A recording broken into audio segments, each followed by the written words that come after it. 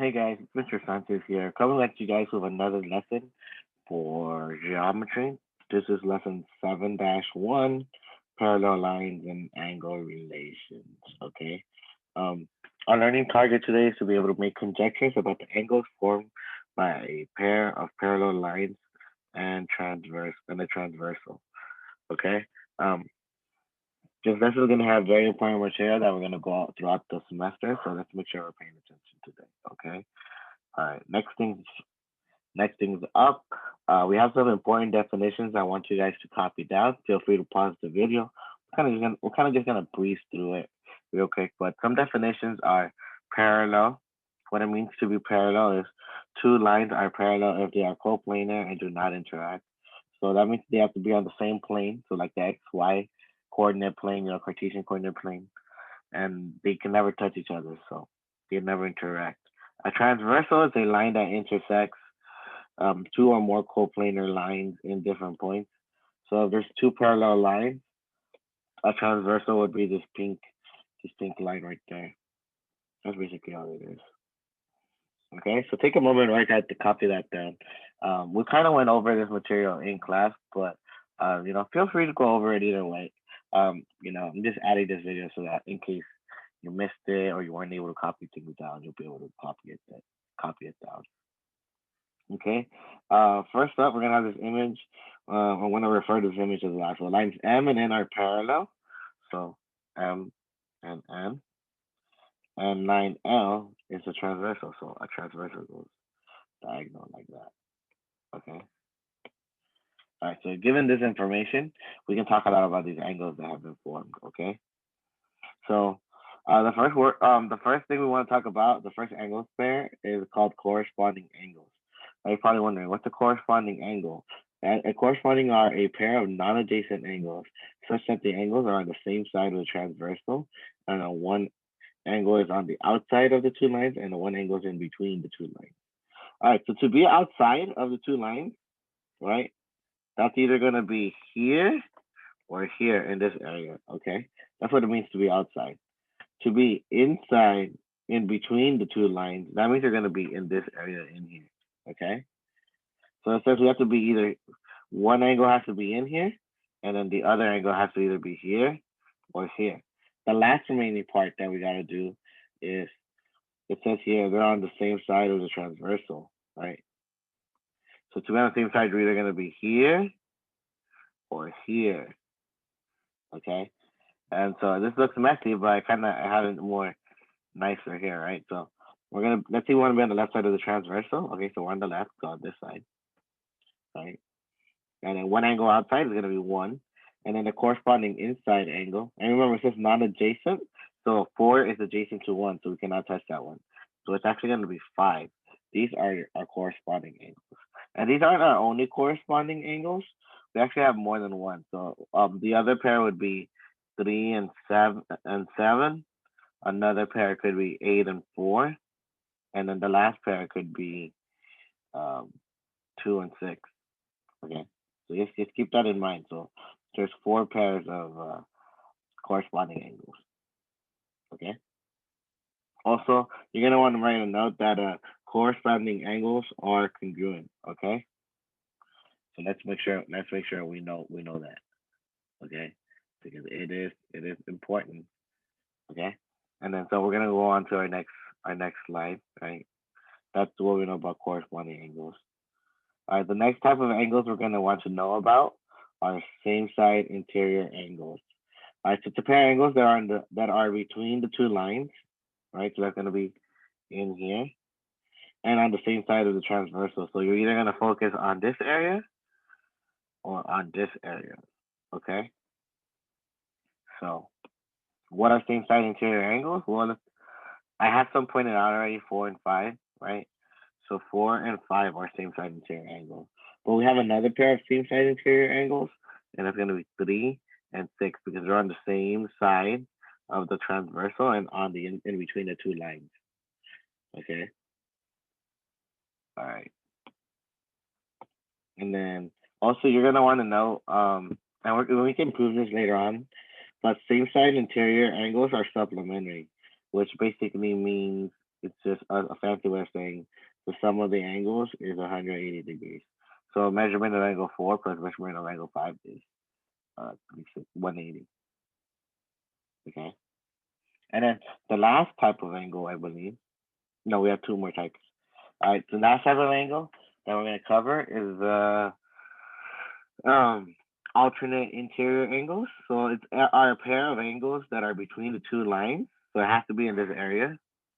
And on opposite sides of the transversal. So one side is here, then the other one has to be here. But they are also non-adjacent, so they can't be right next to each other. Okay.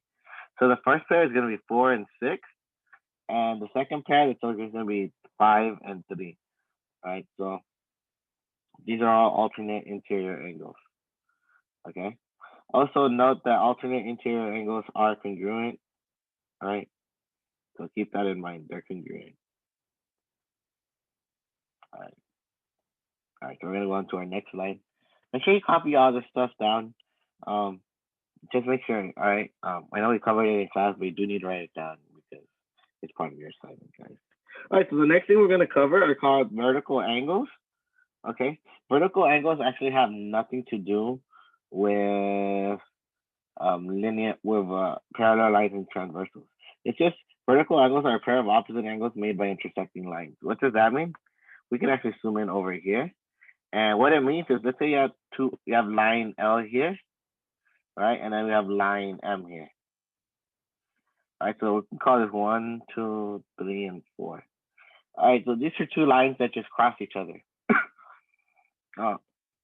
Angles 1 and 2 are vertical angles, and 4 and 3 are also vertical angles.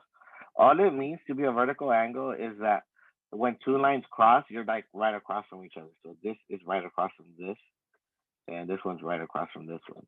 That's all it means to be a vertical angle pair. And the thing about vertical angle pairs is that they're always congruent, right? And that actually comes from the vertical angle theorem. If two angles are vertical, then they are congruent. That comes from our vertical angle theorem. And we have a vertical angle pair, a vertical angle pair here. We have another one here, and we have another one here, and another one here. These are all vertical angle pairs. Okay. Other than that, guys, you're probably wondering, well, why don't we need to know all this stuff? So we're actually gonna start getting into the writing proofs. All right. So let's go on to our next slide. Okay. It says here, given. All right. So right here, our problem says, given that x is parallel to t and k is parallel to w, Karen wants to prove that angle 2 is and angle 16 are supplementary. Remember, angles to be supplementary, what we're saying is measurement of angle 2 plus measurement of angle 16 is going to be equal to 180. All right. We want to prove that. Okay. So we're usually going to have a truth table like this. All right. And the book is going to give us a table, and you're going to want to fill this stuff in, right? So usually you start out with a statement that's given. All right. So what was given to us? We were told at the very beginning that x is parallel to t, right? X and t are parallel, and so we write that down like this. All right. And that makes k a transversal. Okay. K is a transversal. And so what you want to do now is, you want to make our way from, we want to prove that these two are supplementary. Okay. So we're going to say 16 is congruent to angle 1. We know that. Why? Because corresponding angles. All right.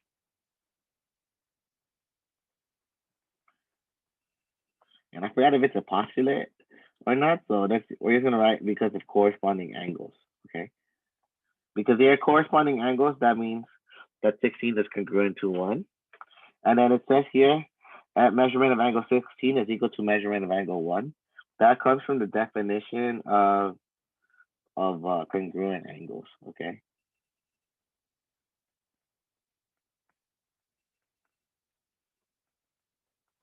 Okay.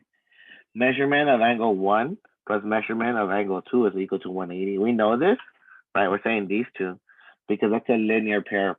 So this is a linear pair postulate.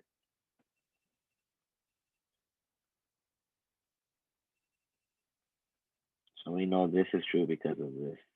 Okay. And then we can actually, so since measurement of angle one is equal to a measurement of angle 16, you can actually substitute this in, right? So this is going to be substitution.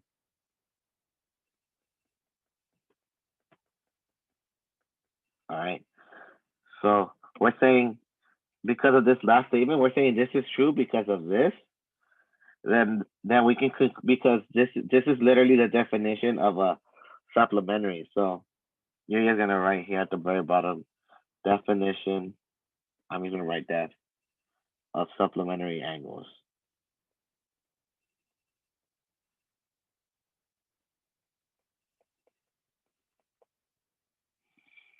And I know we haven't really covered a lot of postulates and stuff. So throughout the week we're gonna go over how to do this more and more, and we're gonna practice this a lot on Thursday in our class. All right, guys. So that's basically it. We need to know our angles just so we can prove that some angles are congruent, and that's why we're going over all these angle pairs. All right. If you have any questions, once again, just feel free to message me uh, on School as You, or just ask me the question in class on Zoom. All right, guys. This is Sanchez. Have a great day. All right. Bye bye.